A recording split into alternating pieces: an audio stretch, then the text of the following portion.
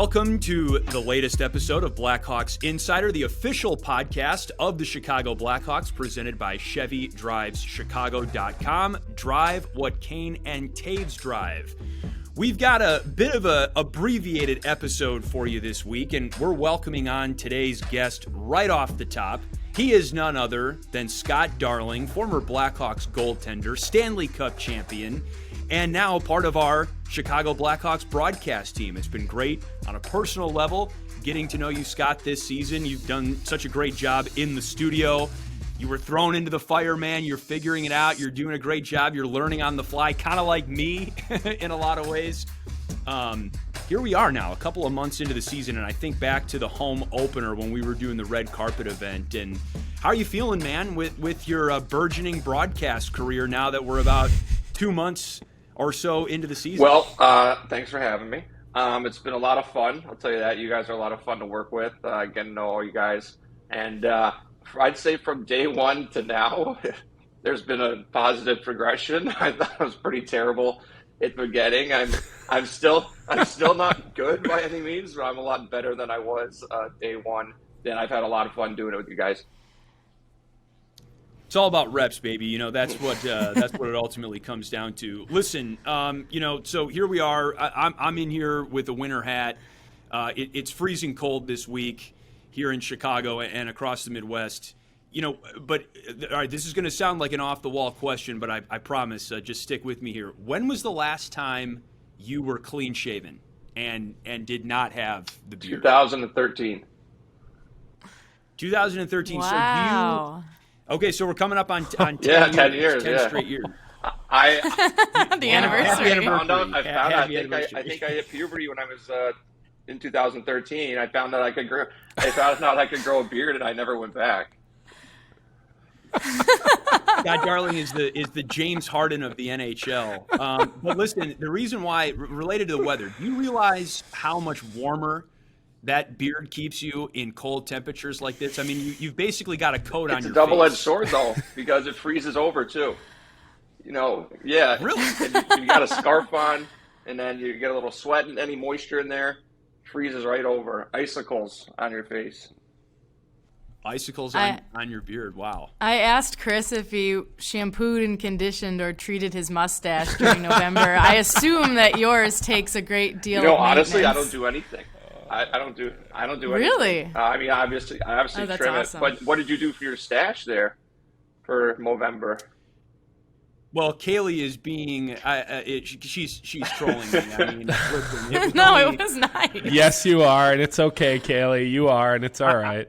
Listen, I get like so Troll I away. grew out a mustache for 30 days, and by I think day 25 is when people were like, "Are you growing a mustache?" Like, so I didn't really get to the point where I had to shampoo or condition it or anything like that. You know, I mean, it's not even like food was getting stuck in it or anything like that. But you know, I Scott Darling, you are my inspiration when it comes to facial hair, and I'm gonna try and go for 2 months next season. So at that point, maybe I will get to the point where I have to start treating it. But hey, the Scott Darling treatment is no treatment. Hey, so like you said, it's all about there's reps. your Maybe answer. try this summer. You know, go for 2 months and see where you get.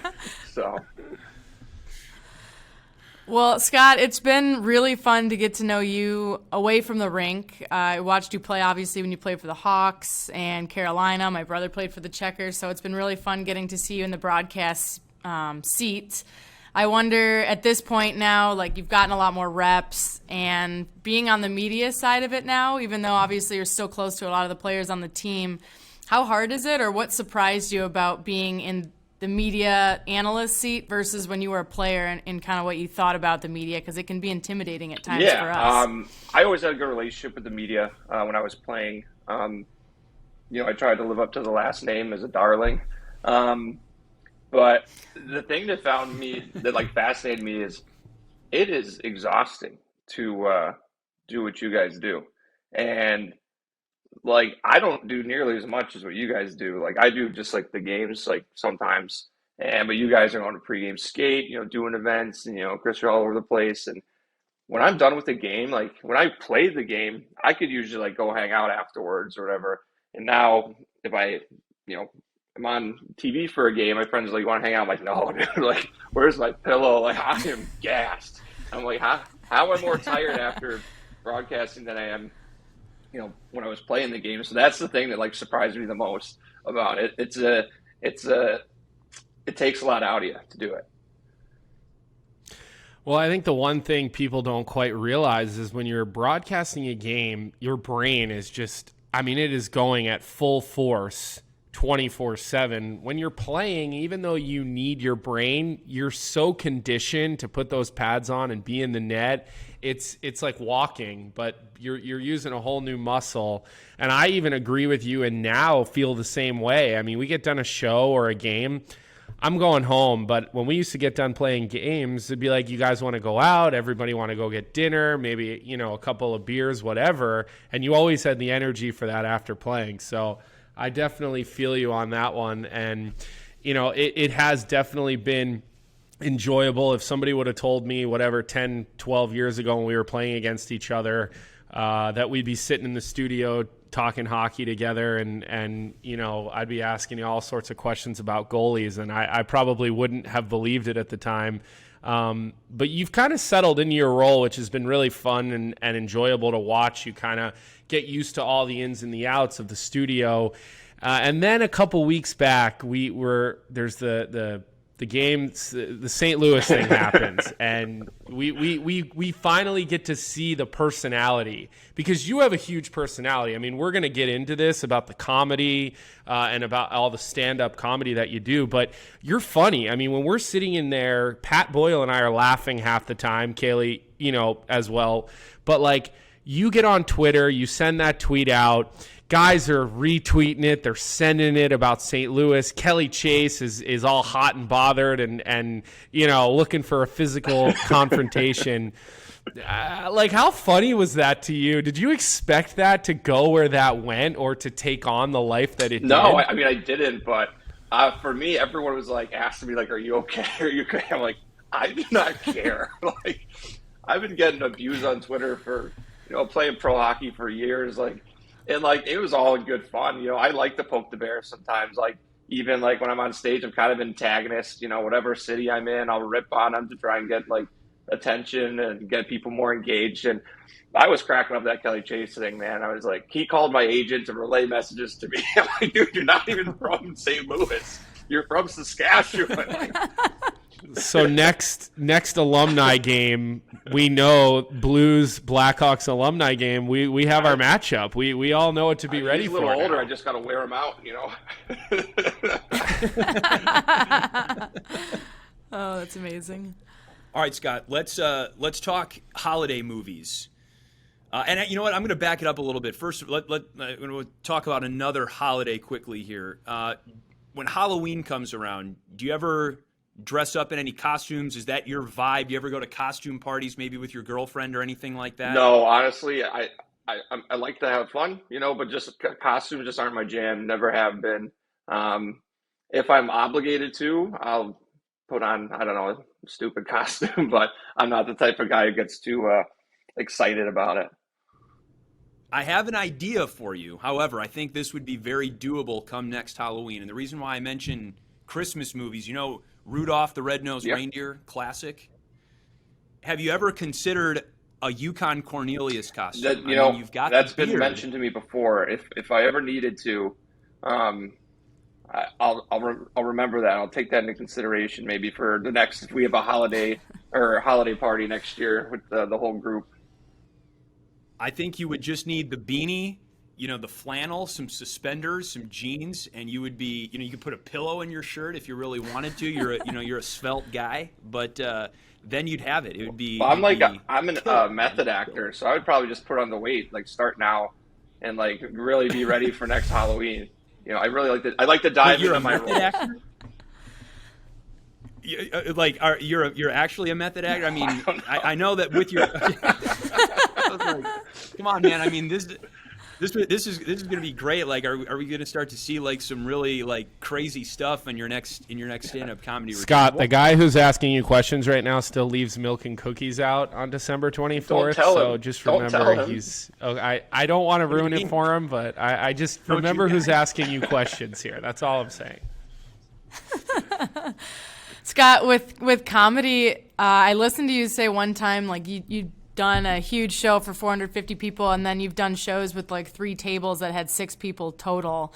The 6 people sounds incredibly intimidating to me. How do you battle that small of a crowd, and like what's been your experience performing in large and then very small crowds like that? Yeah, it's tough because once you start doing the bigger shows, full theaters and stuff like that, there's more opportunity for people to laugh. There's more people paying to laugh. They're more willing. There's more opportunity to get like hecklers that you can like engage with, and it's just on stage you can't see anything anyways, right? So you can't see.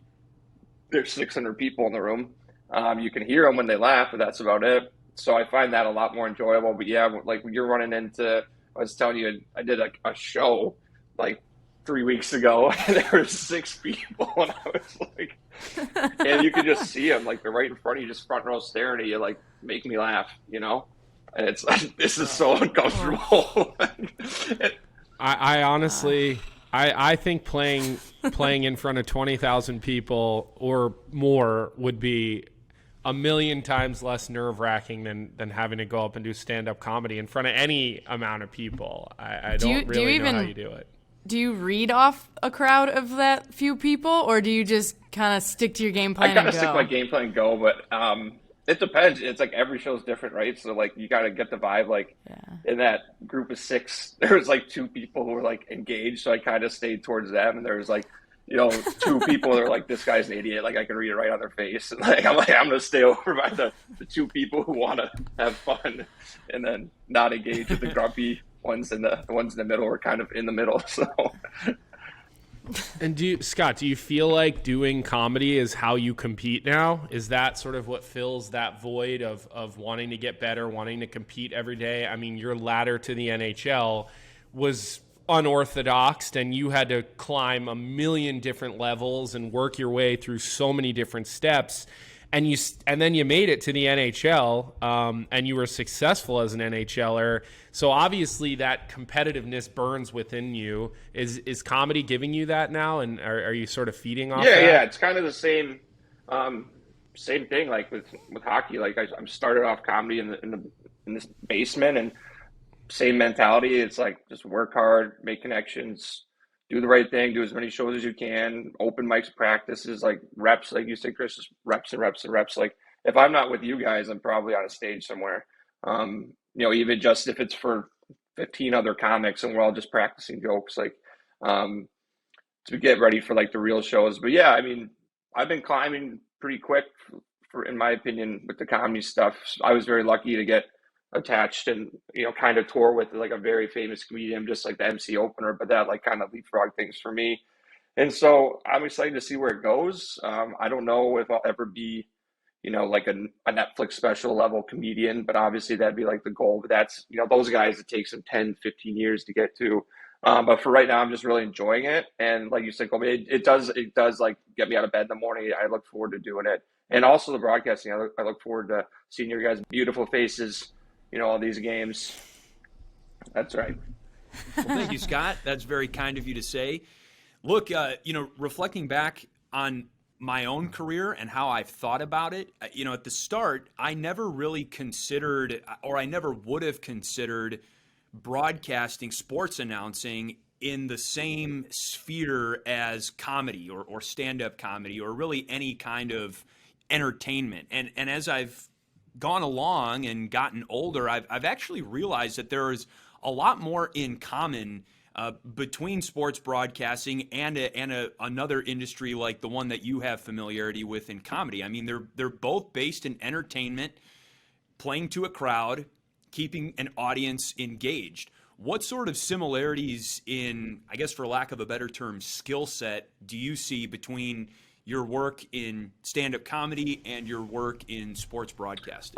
I see, you gotta be fearless a little bit. Like, forget the fact that, like, especially like we're alive when we're doing the broadcasting, right? So I have a mouth like a pirate. Like I've been afraid to swear.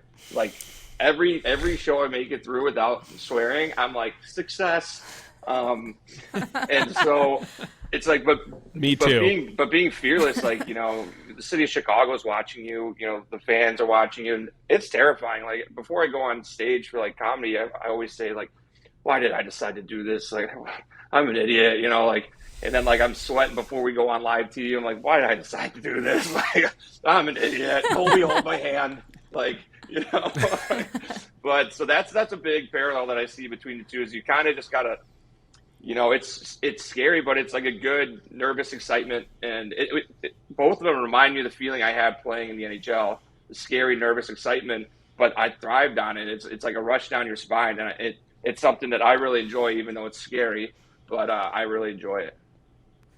Well, I think that's the thing right there is that, you know, when you have that thought kind of flitter across your brain about, oh my gosh, like what am I doing here? Why am I doing this right when you're about to go live? You know, that's just the other side of the coin. You know, it's also the, you know, that adrenaline and that excitement. That's what keeps you coming back for more, and that's sort of what gets you hooked. So I totally understand where you're coming from there.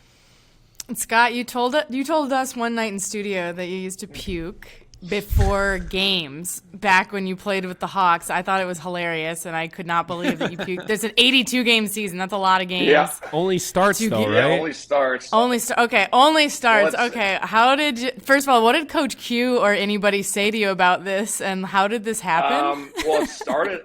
I need a play-by-play. Honestly, it started my first AHL game in like 2013, maybe. And like it had never happened before. I was getting my first start, and I like felt something, and I was like, oh, you know, just like sprinted, and like, and everyone heard me, and like, you know, I was like embarrassed. And then like I was like, it's a one-off. I'm just nervous. It's my first game, whatever. And then I got a shutout, and then like it just never stopped. It never stopped, like all the way through. Like, and I was so embarrassed when I come to a new team, like even I remember playing. When I was with the Hawks, we were playing in the old Islanders stadium, and the Coliseum, the bathroom was like tiny and right in the middle, basically in the middle of the locker room. So I was so embarrassed, and like, cause I do it every game after warmups, I got to puke, and I didn't want to, like, guys will all be watching me basically. And so like the trainers put like a towel, like little road down to the bathroom, like in the other locker room, so I could like sprint down like to the other locker room. That was a good one. But even like when I go in, if I got put into a game, I'd be like holding it like for the rest of the period till I could get off the ice and go. I have puked on the ice before in a real game. I just spit it in the net, like when everyone's looking down the other end. Amazing. It's all like So water. that's why it used to smell that bad in the defensive or in the offensive zone at the University of Maine. I didn't do it in college, but yeah, it's again that nervous. I'm like an anxious person, like the nerve, but I thrive on it. I love it. Like it makes you feel alive, you know. So I enjoy the feeling. I am happy that I don't puke before broadcasting or comedy now. So, yeah. I'm sure it'd be a little bit harder. I was just going to say, I'm very thankful that you don't do that, because that would probably get the entire studio up in arms. You can imagine some of the really nice and funny people that we work with sort of behind the scenes at NBC. They would be having a field day with that. And I can't not ask a follow-up on this one, Kaylee, so I'm just going to stay with your question. Which of your Hawks teammates gave you the hardest time about the puking, or did they make you put extra money on the board? No, I mean, because you're never supposed to mess with a goalie. Yeah. You're never supposed to mess with a goalie, but like that is unique. Yeah, I would say like Brent Seabrook used to like to give it to me. Let's just say we were always in the bathroom at the same time after warmups, and so he would like to give it to me. But the funniest one was in that Nashville series. After the first period, when they told me I was going in, like I just slowly got up and walked back to the bathroom, let it rip, and I walked out, and like everyone just like stared at me like, "Geez, Louise, man!" and then get it together. Then I think Duncan Keith like slapped me on the butt, and he's like, "All right, let's go," and then, like we're ready to go. Hey, triple overtime. Did you have to, eat? Would you eat the same thing beforehand I would always to make sure that you had didn't something in your eat stomach? after a certain point, and I became a professional at this also. I would chug water. I would bloat myself. Like I would just like like if I didn't puke, like I would feel terrible. I would just chug like 2, 3 full bottles of water right when I got off the ice after warm ups and just go get it over with. So. Okay. Goalies are normal. Don't you guys know that? The goalies are the normal ones? Yeah. Totally, yeah. Man, there's a reason we go back and forth so much when it comes to the goaltending, because you guys are aliens. Your position is alienated, and I mean, just like But there's some of the most entertaining people and exciting people in the game, Scott. And I think we all appreciate a goalie. That kind of brings me to what I wanted to ask you too. Having been a player in the locker room here, especially. I feel like hockey players get a bad rep. There's so many good personalities. You've kind of talked about Jonathan Toews being such a good guy in the locker room, but he has the nickname Captain Serious. What do you think it is about hockey in particular that makes players nervous to kind of show their personalities at times, especially now that you're on the broadcasting side of it? It's a lot more fun when you can interact with a guy that's happy to just be themselves. Yeah, absolutely. And I think it's slowly kind of like the switch is kind of starting to happen. But I think especially when I played, it's got kind of like an old boys club, and like guys just want to like fly under the radar and not draw attention to themselves. You know, the cliche, like, it's not me, it's the team kind of thing. And kind of just like I know I did, like, I just wanted to keep my head up. Like the second I retired, I was like, oh baby, now I can finally be myself, and, but it is too bad, because there are so many guys that all over the league, not just like on our team, that are such interesting, funny, like people. They have unique hobbies, things like that you see in other sports get like kind of plucked out and shown, for individuals. It's not a selfish thing. It's good for the fans to hear. It's, good for them to express themselves. But you're seeing it more with this younger generation coming up that, but I think the NHL in general could do a little better job of pulling these special personalities out of the mix and kind of showing the world who they are.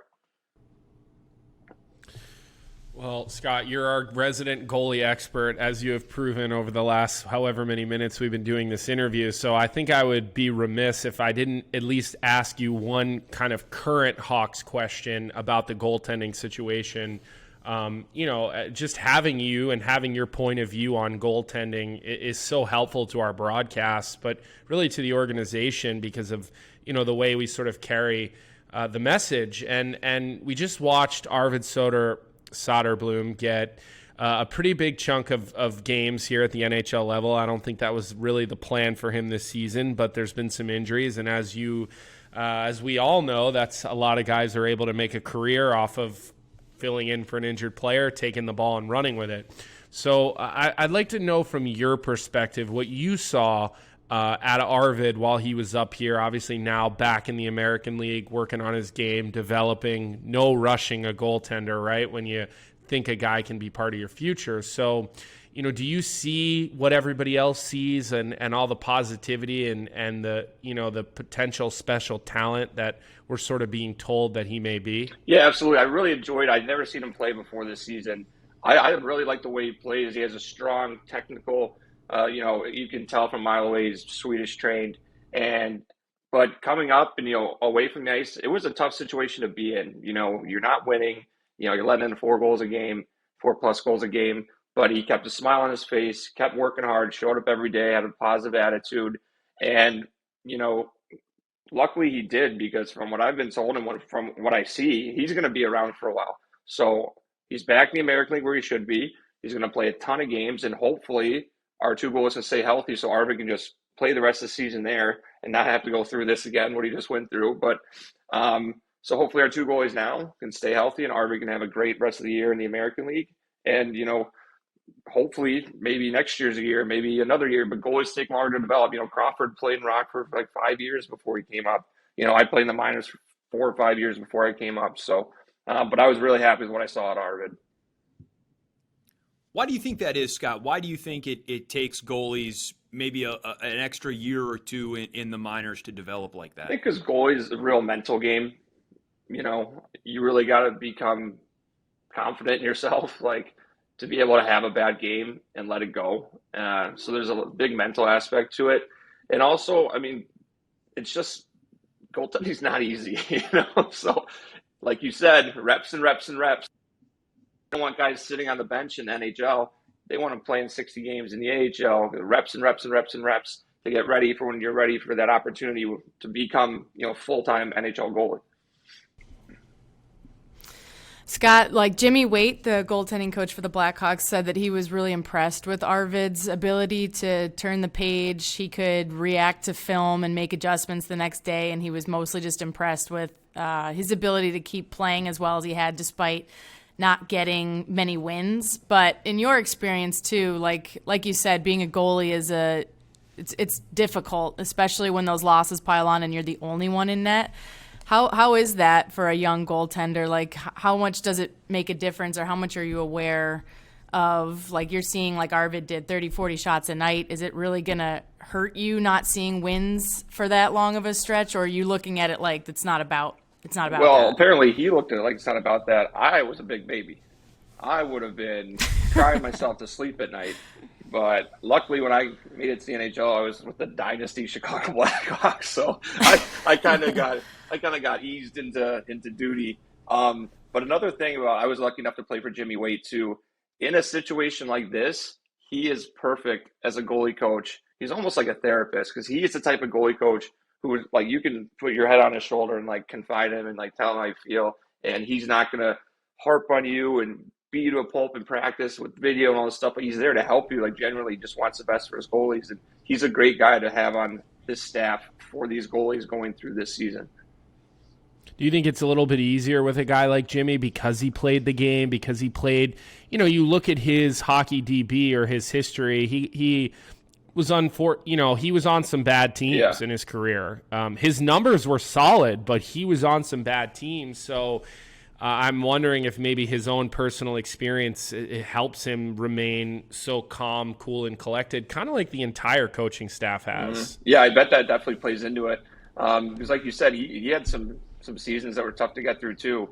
And but like, I've played for goalie coaches that if you're losing games, like, you're never going to hear the end of it. Like, you're going to be watching film, getting picked apart every single goal, like, just like making the problem worse for you in your head. Like, you're already stressed out enough, and now you have your coach kind of kicking a dead horse. But so I'm happy that these guys have Jimmy Waite to like do the complete opposite of that. Well, this is my last question, and it'll be a quick one. It might put you on the spot a little bit, but who was the hardest shooter to play against in practice during those dynasty years for the Blackhawks? Panarin had my number. That's and a lot of other people's as well. Stupid. Still has just about everyone's number. That stupid shootout move. Like, we would practice every day. I could not stop it every day for 2 years. Nothing. But no, he probably has the most goals of me for one player ever in practice. Really quick, Scott, actually, we were talking about Arvid Soderblom, and he's back in Rockford. Now, the reason why Arvid got so much time in the first place had a lot to do with an injury to Alex Stalock, who fortunately is healthy again and actually made his first start in quite some time on December 23rd against the Columbus Blue Jackets. But have you had the chance to meet Alex either this season or from seasons past? I feel like from a personality standpoint, you guys would get along really, really well. He's a lighthearted guy, super funny also. I feel like you guys would be thick as thieves. I haven't met him recently. We went in junior hockey, we went to a camp together. He beat me out for the job, whatever. I'm not holding a grudge. But no, I've heard. Oh, so that's why you're always ripping him on air. I get it now. That was a bad goal. That was a bad goal. I would never. Put in Mrazek. But no, I've heard the same thing, so I'll have to meet him maybe, because I know I want to catch up with Peter too. So maybe the three of us can go grab a dinner one of these days. Good dude. Kaylee, all good on your end? I'm all good. I was trying to think of any Christmas questions for you. I know you did your shopping a while back for your fiance or your girlfriend. Sorry, I didn't want to. Lori.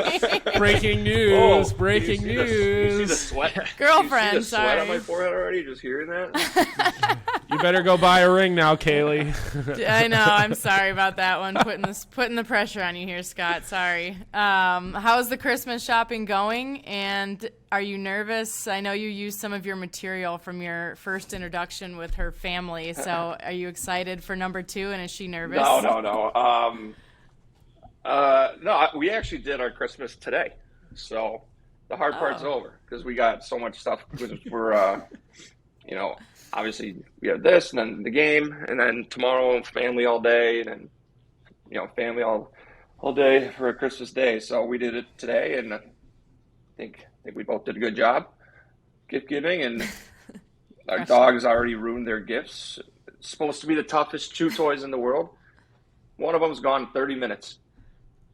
Fluff everywhere. I'm going to write a letter. It's usually how it goes, especially Well, they with are, your dogs. I was just going to say, they are Great Danes / like the size of a horse. So, I mean, you got to think the bite strength is pretty good. Yeah, but the brand's called Tuffy. Toughest chew toy in the world. 30 minutes.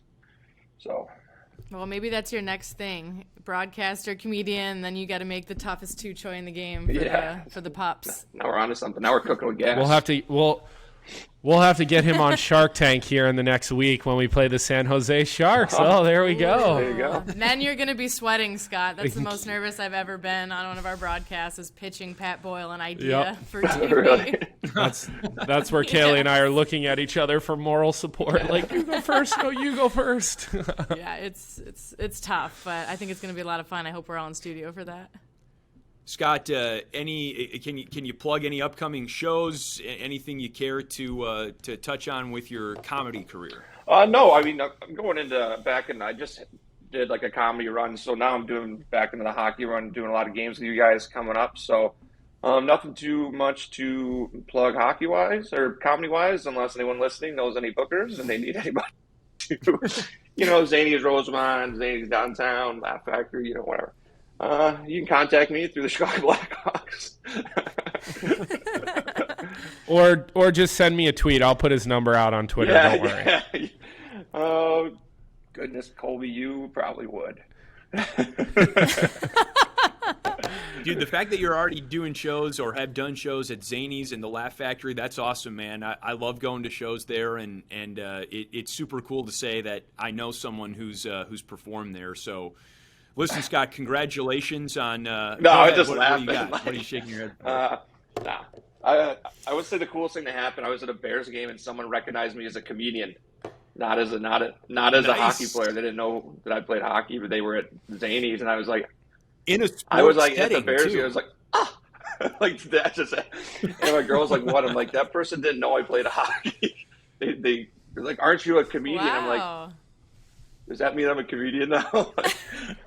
If it was hockey, he would have been like putting his hat down over his face. But since it's comedian, he's like, "Come on, let's take a picture. Let's go." Z for Zanies. That's awesome.